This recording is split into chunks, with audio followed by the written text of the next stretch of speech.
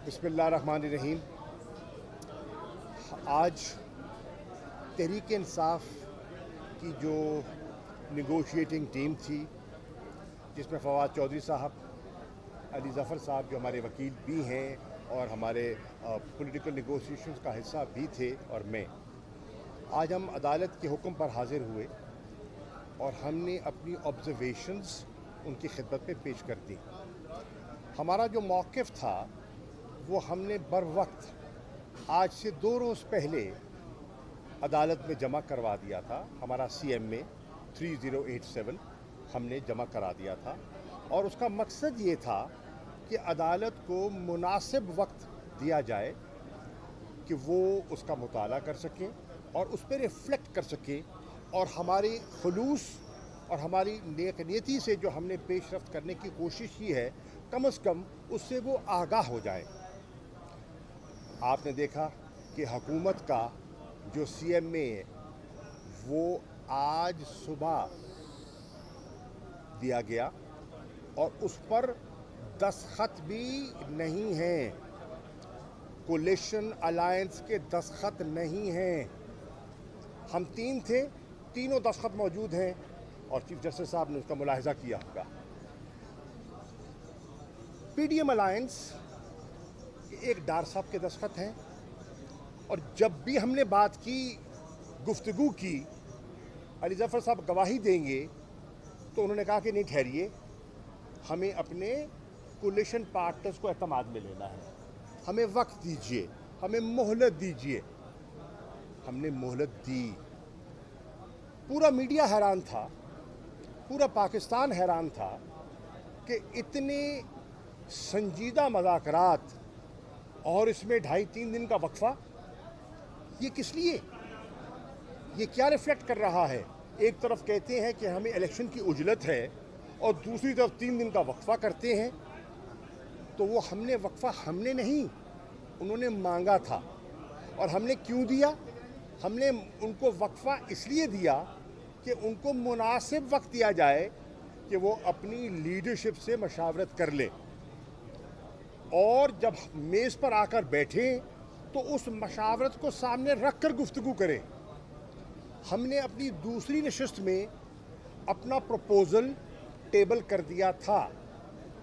अली ज़फ़र साहब ने और हमने अपना प्रपोज़ल टेबल कर दिया था और उनको 3 दिन का वक्फा दिया कि उस प्रपोज़ल पर रिफ्लेक्ट कर कर आएँ। और आपने देखा आज भी आएँ बाएँ शाएँ और उस प्रपोज़ल पर उन्होंने कोई क्लियर पोजीशन नहीं ली। उस डॉक्यूमेंट को जो जमा कराया, जो अभी रजिस्टर भी नहीं हुआ, और चीफ जस्टिस साहब ने कहा कि हमने आउट ऑफ द वे ले लिया है और उनको मौका दिया है, अभी तक उसमें नंबर भी नहीं लगा। हमने अली ज़फ़र साहब क्योंकि कानून दान है, इन्होंने जब मैंने दस्तखत किए, इन्होंने मुझे कहा इसको पब्लिक मत करना जब तक नंबर ना लगे। ये आपने, क्योंकि मुझे नहीं पता चीज़ों का, आपने कहा इसको पब्लिक मत कीजिएगा, डॉक्यूमेंट को जब नंबर लग जाए फिर कीजिएगा। इनका डॉक्यूमेंट अभी नंबर भी नहीं लगा, दस्तखत भी नहीं है, पब्लिक भी हो गया। निकला क्या? निकला ये कि आज नवाज शरीफ साहब ने लंदन में कहा कि हम तो 3 रुकनी बेंच के फैसले को 3-2 के फैसले को तस्लीम ही नहीं करते, हम तो 4-3 की बात कर रहे हैं। तो अगर आप 4-3 की बात कर रहे हैं तो फिर आप इस बेंच के सामने पेश क्यों हो रहे हैं? अगर आप 4-3 की बात कर रहे हैं फिर आपने इनसे मोहलत क्यों मांगी? अगर आप 4-3 की बात कर रहे हैं तो फिर आपने इनके सामने अपना CMA क्यों फाइल किया? ये है तजाद। दूसरा रुख लीजिए, इलेक्शन कमीशन, जैसे कि चीफ जस्टिस साहब ने कहा, हमने 2 सवाल किए, उन्होंने 2 मुश्किलात का जिक्र किया। एक, हमें वसाइल दरकार हैं, 21 अरब मांगे, और सिक्योरिटी।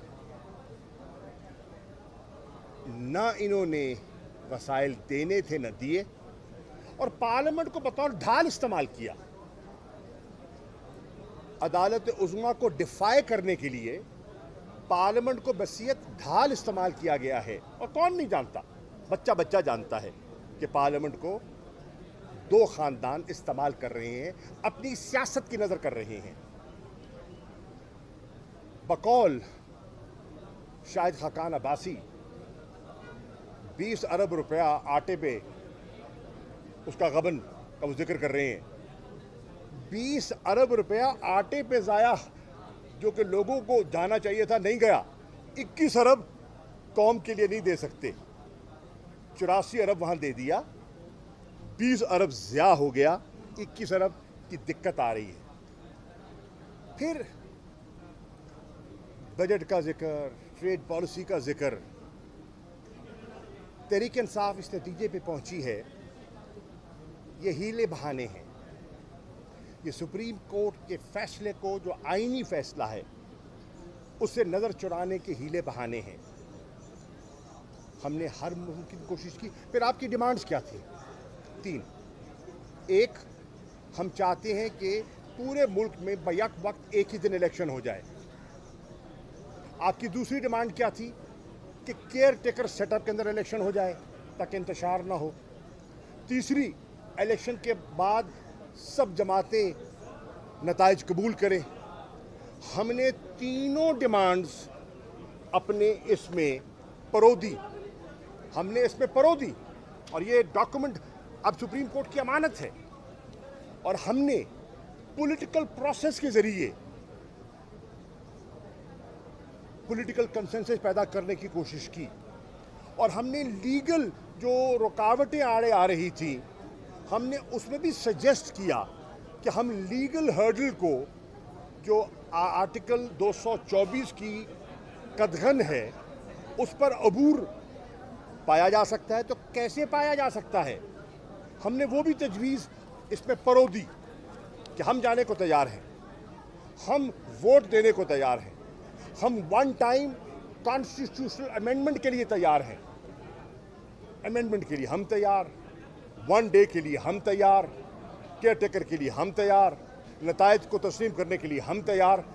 आपने क्या किया? आप तो उसी बात पर अड़े हुए हैं कि ये सिंध और बलूचिस्तान की असेंबलियों का हमें एहसास है, होना चाहिए। हमारे भाई हैं, बलूचिस्तान बहुत अहम है, सिंध बहुत अहम है, और मेरा तो सिंध के साथ 800 साल पुराना रिश्ता है। लेकिन क्या पंजाब और खैबर पख्तूनख्वा की असेंबलियाँ जो हैं, उनकी कोई कीमत नहीं है? क्या वो मुंतखब लोग नहीं थे? क्या उनके जज्बात नहीं थे? क्या उन्हें नुमाइंदगी दरकार नहीं है? ये हमने क्यों किया? हम MNAs हैं, हम MNAs खड़े हैं यहाँ, हमें असेंबली से बाहर रखा गया है। हम मुस्तफ़ियों के बाहर क्यों आए? एक मकसद के हसूल के लिए ना, इंतखाबात के लिए। और मुसलसल 1 साल हमने इंतखाबात की जुस्तजू की। एक तरफ मेज़ पे बिठाते हैं, दूसरी तरफ मुकदमे बनाते हैं, एक तरफ मेज़ पे बिठाते हैं और दूसरी तरफ गिरफ्तारियां करते हैं। 33 मेरे कारकुनों को गिरफ्तार किया गया इस्लामाबाद हाई कोर्ट के सामने। क्यों? उनका गुनाह क्या था? उनका कसूर क्या था?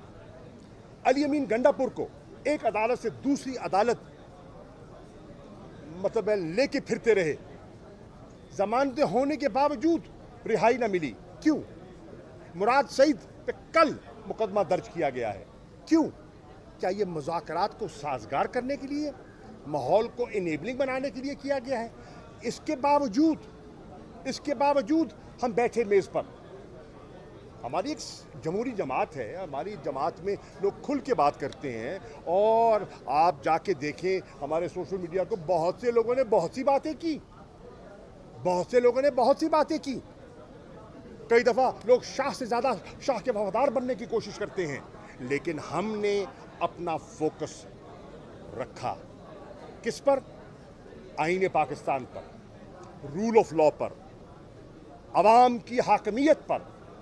जैसे कि चीफ जस्टिस ने कहा, हाकमियत अल्लाह की है और उसका इजहार उसके मुंतखब नुमाइंदों के ज़रिए होता है। तो हमने क्या किया? हम क्या मुतालबा कर रहे हैं? हम उन लोगों को जिनको अल्लाह के बाद हाकमियत का रोल दिया गया है, सॉवरन कहा गया है, हम कह रहे हैं उनके दरवाजे पे जाओ। आप उनके दरवाजे पे जाने से कतरा रहे हैं क्यों? घबरा रहे हैं क्यों?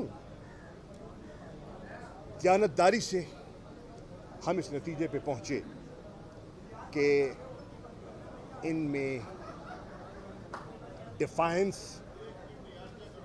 का वो फैसला कर चुके हैं और एरोगेंस का वो मुजाहिरा कर चुके हैं। और ये दो लफ्ज़ अंग्रेज़ी के हैं, जो समझते हैं वो समझ के मैं क्या कह रहा हूँ। They are arrogant and they are defiant. They want to undermine the constitution of Pakistan and they want to ridicule the highest forum of justice in this country, which is the Supreme Court of Pakistan. Tehreek Insaf आज का नहीं कल का सोच रही है। तहरीक इंसाफ आज का नहीं आने वाली नस्ल का सोच रही है। ये आइन रहेगा इंशाअल्लाह, ये मुल्क रहेगा इंशाअल्लाह, इंतखाबात होंगे इंशाअल्लाह।